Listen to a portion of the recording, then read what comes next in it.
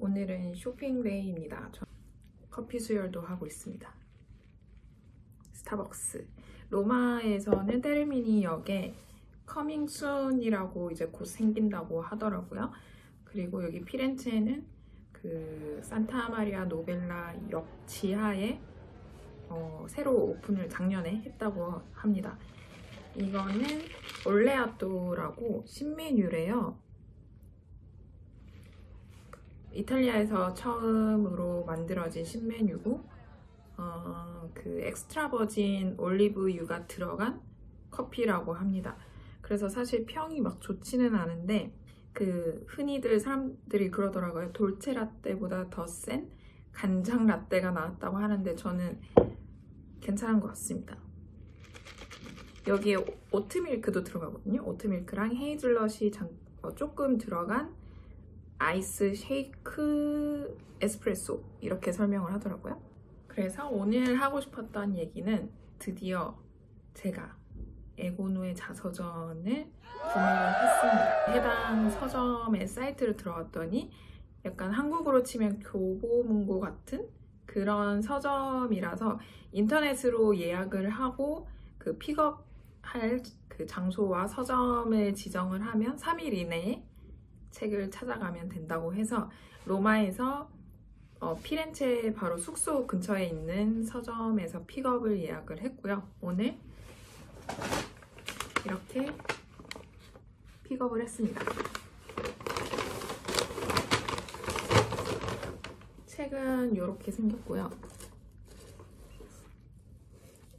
에고누가 쓴 자서전이고 제목은 스타가 되기 위한 18가지 비결이라고 합니다.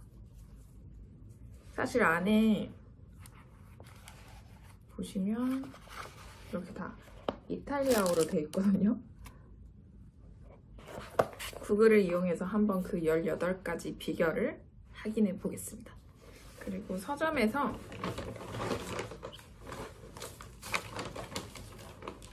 이렇게 2023년 캘린더를 그냥 주더라고요, 선물로.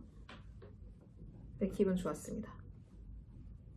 제가 이 책을 산 이유는 그래도 파울라 에고누가 어렸을 때부터 우여곡절이 있었고 그래도 이탈리아 여자 배구를 대표하는 국가대표 아포짓으로 성공을 했잖아요.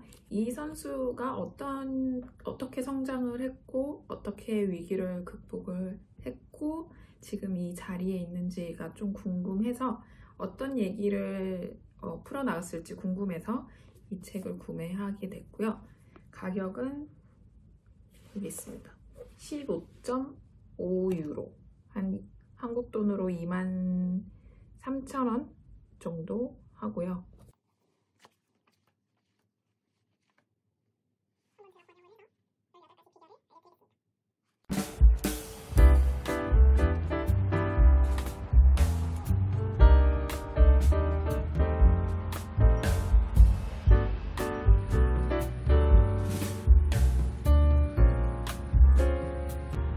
이탈리아에서 돌아온 지도 일주일이 지났습니다.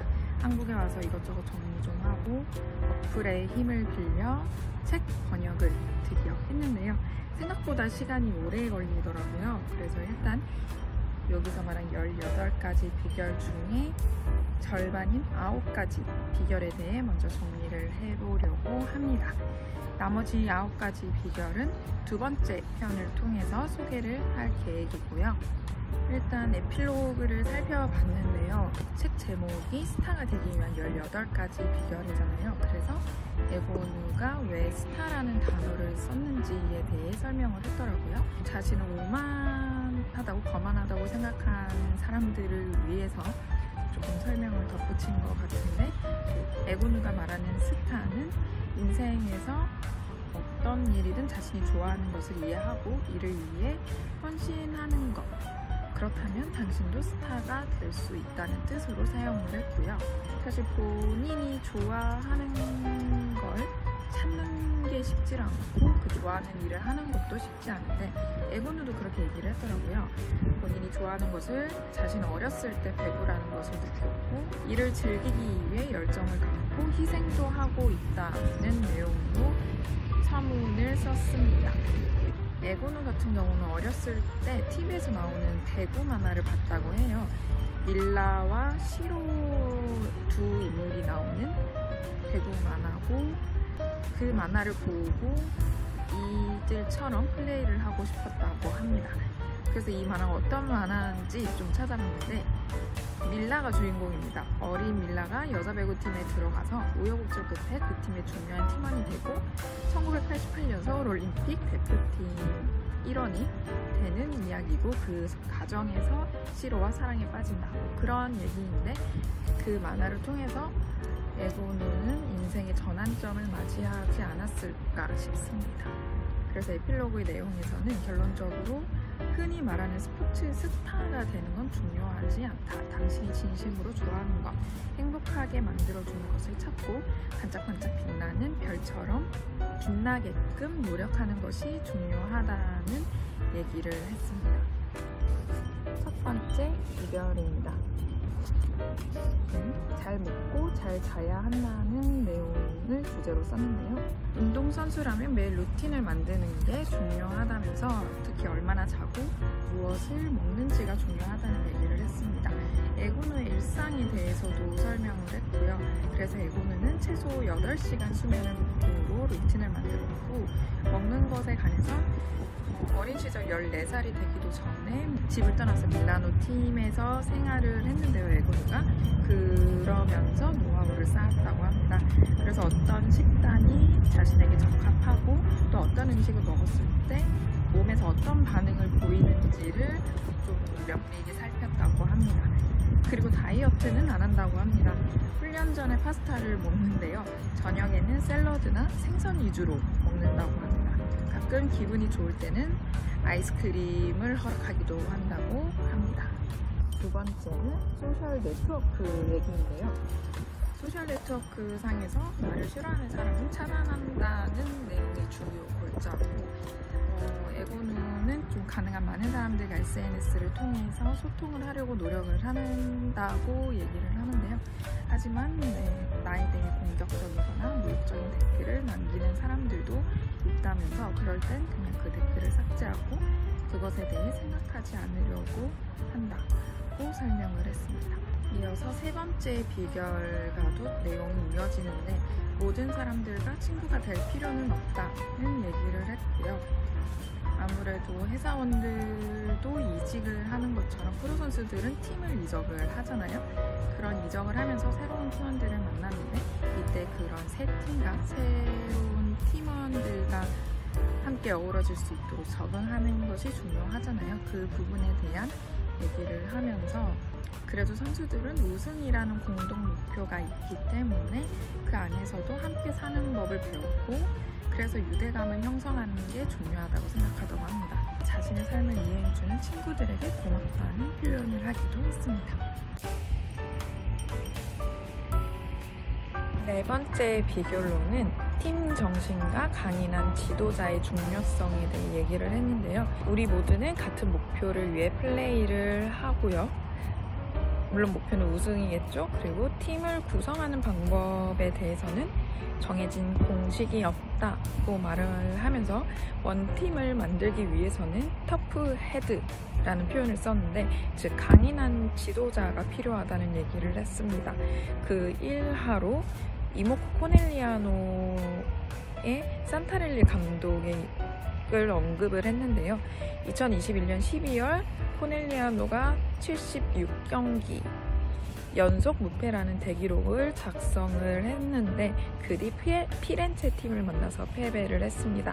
그때 당시 에고누는 크게 낙담하지 않았다고 합니다. 그 이유는 산타렐리 감독의 말 덕분이라고 했는데요. 당시 산타렐리 감독이 우리에게 도움이 되는 패배였고 팀이 성장하는데 도움이 되는 과정이라고 받아들였다고 합니다. 이렇게 이 과정들 속에서 지도자의 역할은 중요하다고 느낀 것 같습니다. 다섯 번째 비결은 규칙에 대한 존중입니다. 이 차례대로 비결을 살펴보면서 좀 가장 짧은 분량이지 않았나 싶은데, 일단 규칙을 존중해야 하고 기술적인 도움을 받아 비디오 체크를, 즉 한국에서 비디오 판독이라고 하는 비디오 체크를 하는데, 그 결과에 동의를 하지 못할 때도 있고 화를 낼 수도 있지만 그래도 경기는 계속되기 때문에 계속해서 선수는 득점을 만들어야 한다, 뭐 이런 얘기입니다. 6번째는 훈련과 희생, 그리고 크리스마스의 눈물인데요. 다른 종목과 달리 배구는 정말 팀플레이다라고 하면서 세터의 터치 없이는 공격을 할 수도 없다고 말을 했습니다. 팀플레이를 만들기 위해서는 세세한 훈련 과정이 필요하고 이를 위해 희생을 하기도 한다면서, 에고누는 가족이나 사랑하는 사람들과 시간을 보내야 할 크리스마스나 새해에 홀로 지내야 한다는 것에 대해 슬프고 가끔 울기도 한다고 하는데요. 하지만 본인이 내가 좋아하는 일을 위해서는 희생을 한다고 생각을 하고 그래서 만족을 한다는 얘기를 했습니다. 7번째 비결입니다. 승리 정신, 세세한 목표를 설정하라는 메시지를 남겼는데요.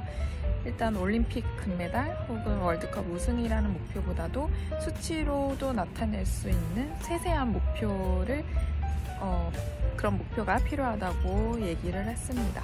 예를 들어 에고누는 좁은 각도에서의 대각 공격을 하는 방법을 깨우치기 위해 이를 터득할 때까지 끊임없이 훈련을 했다고 합니다. 이후 기복이 없이 그리고 일관성 있게 이 능력을 유지하기 위한 훈련까지 했다고 하는데요. 승리하겠다는 의지와 세세한 목표를 갖고 끊임없이 노력하는 것이 필요하다는 내용이었습니다. 이 모든 것이 스타가 되기 위한 방법이라고 설명을 하네요. 8번째는 압박감을 스스로 조절할 줄 알아야 한다는 내용입니다.